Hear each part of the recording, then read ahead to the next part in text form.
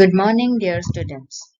Today you are going to learn about chapter number 27, The Legend of Marathon. The marathon is a sporting event. It is a running race of about 42 kilometers. The word marathon also means a task or event that lasts a long time and requires a lot of effort and patience. The first marathon race was organized at the time of the first Olympic Games, which were held in Greece. The marathon was started in the memory of legendary Greek hero Pheidippides, who had carried an important message from the Battle of Marathon to Athens. Given below is the story of his famous run from Marathon to Athens. We do not know whether the story is historically accurate, but it has inspired many generations of sportsmen. About 2500 years ago, Persia was a mighty kingdom. Their large army had landed in the bay near the town of Marathon. Their target was Athens, a city-state in Greece. Athens had a small army compared to the Persia one, but the Athenian soldiers were very brave. They had faced the Persians before, but they needed help from other Greek kingdoms now. They decided to send a special messenger to the neighboring kingdom of Sparta. His name was Pheidippides. Pheidippides was a young man who served as a day-long runner. He ran to Sparta like the wind. He covered the distance of nearly 100 kilometers in a day.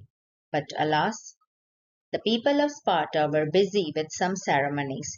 They did not want to join the battle immediately. Pheidippides took this message back to Athens with a heavy heart, but on light feet. Again he ran 100 kilometers within a day. When the general of Athens heard the cold Spartan response, they did not lose heart. They were ready to fight on their own.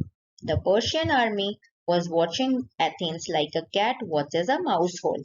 So they decided to launch a surprise attack on the Persians. The Athenian generals sent their flanks round the Persian forces like speeding arrows and began to draw them in. The Persians were not ready for battle. Even so, they were skilled archers. They showered arrows on the soldiers of Athens, but the arrows simply fell off their helmets and strong armors. Also, the Athenians knew their seashore well. The Persians were new to the terrain. Many of them were killed, many more were injured.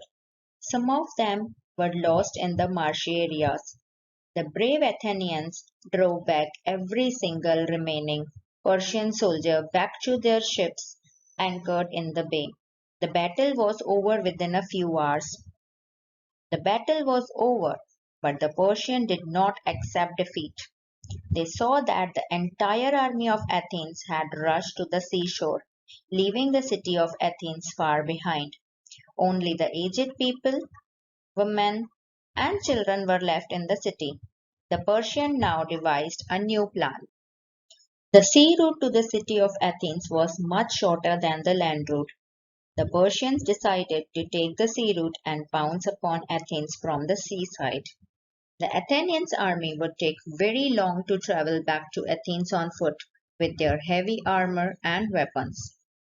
Seeing the Persians, the defenseless people in the city of Athens would think that Athens has lost the battle, then it would be easy for the Persians to take over the city. The Athenian generals, too, were good strategists. When they saw the Persian fleet leave in a hurry, they understood the Persian plan. They resolved to go back to Athens as fast as possible to defend it. But it was very necessary to let the people of Athens know that they had won. Then they would not open the city gates to the Persians. They would wait for the victorious Athenian army to return. The city would be safe. Who would take this message to them? The message must be delivered before the Persian reached there. Who would travel faster than the Persian ship? and that too on a longer route. Who else but Pheidippides? Pheidippides had already completed a run of more than 200 kilometers just the day before, but he was a brave young man. He would do anything for his state. Also, this time he was to carry a happy message. It was not easy for Pheidippides to reach Athens sooner than the Persian did. That is why this time he left the unusual safe route and chose another one that passed through cliffs and mountains but was much shorter. Pheidippides scaled the first steep cliff and picked up speed. He had to run more than 40 kilometers. It was very hot. He began to perspire. There were some shady olive trees on one side of the road, but Pheidippides couldn't wait, couldn't rest. He just ran on and on. His heart began to beat faster. He became weak with hunger and thirst, but he didn't stop.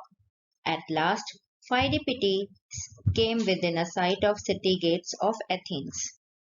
He was successful in his mission. He had reached before the Persians. The people of Athens threw open the gates to Pheidippides. What happened, Pheidippides? Do you bring good news? Or, yes, yes, joy to you. We won, we won. As soon as Pheidippides had delivered this message, he collapsed, never to rise again. He had laid down his life in the service of Athens. The story of Pheidippides has inspired the people of Greece for many centuries. His historic run from Marathon to Athens became a legend. When the Olympic Games were started in Greece, this legendary event was commemorated in the form of the sporting event, the marathon. Today, marathons are arranged in many countries.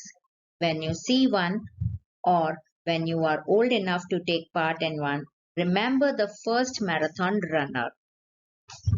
So, children, I hope you understood how Pheidippides became the legend of marathon. Thank you.